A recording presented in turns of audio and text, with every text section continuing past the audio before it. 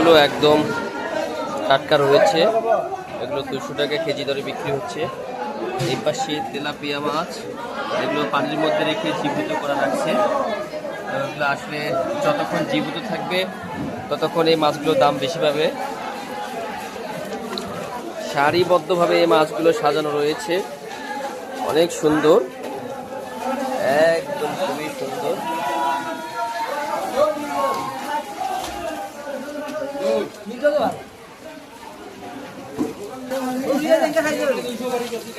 খুবই সুন্দর, এগুলো ছোট ছোট তেলাপিয়া,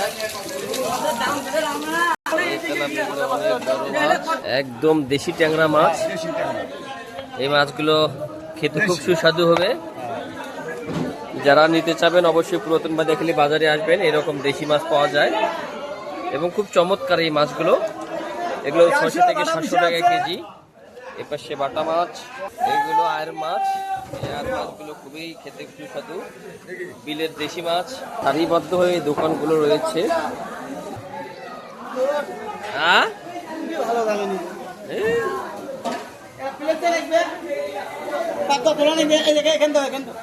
অনেক বড় মাছ, এই মাছগুলো কার্পু মাছ, এগুলো জীবিত করে মাছ বিক্রি হচ্ছে, খুবই সুন্দর। অনেকগুলো মাছ রয়েছে। এটি পুরাতন বাজারখালী বাজারের মধ্যে এই মাছের বাজারটি চলে। শিং মাছ, এগুলো শৌল মাছ। এই শৌল মাছগুলো আসলে এগুলো বিলের মধ্যেই সচরাচর থাকে। এখানে কই মাছও রয়েছে, দেশি কইগুলো। এই শৌলগুলো আসলে অনেক বড়, যে মোবাইলে আসলে সেরকম করে ধারণ করা যায় না। এগুলো কই মাছ না, এগুলো 10-12টাই কেজি। এগুলো 200 টাকা কেজি দরে বিক্রি হয়, খুবই সুন্দর। হ্যাঁ, এই যে তেলাপিয়া মাছগুলো, এগুলো আসলে ক্যারেটে করে এরকম করে সুন্দর করে পানির মধ্যে জীবিত রাখে। আসলে মাছগুলো খুবই সুন্দর। এই পাশে রয়েছে, এই দিকেও রয়েছে। হ্যাঁ, এই পাঙ্গাস মাছগুলো অনেক বড়, খুবই সুন্দর। এগুলো একটা 2 কেজি করে পাঙ্গাস মাছ। এগুলো সিলভার না ব্রিগেড? ব্রিগেড মাছ 3 কেজি 2.5 কেজি হবে।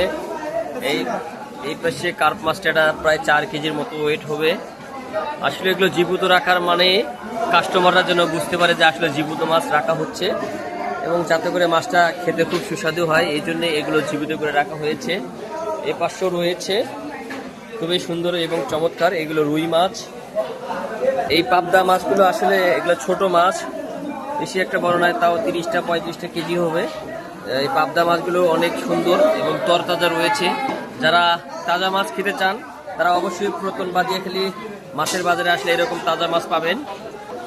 এই মাছটি ব্ল্যাক কাপ মাছ, এটি আসলে বিলের মধ্যে থাকে এবং বড় বড় পুকুর যাদের রয়েছে, এই মাছগুলো বিশেষ করে এগুলো শামুক খায় এবং শামুক খেয়ে এই মাছগুলো বড় হয়। এবং এগুলো মাছ একটাই 20 কেজি 25 কেজি হয়, এতে মাছটা 5-6 কেজি হবে।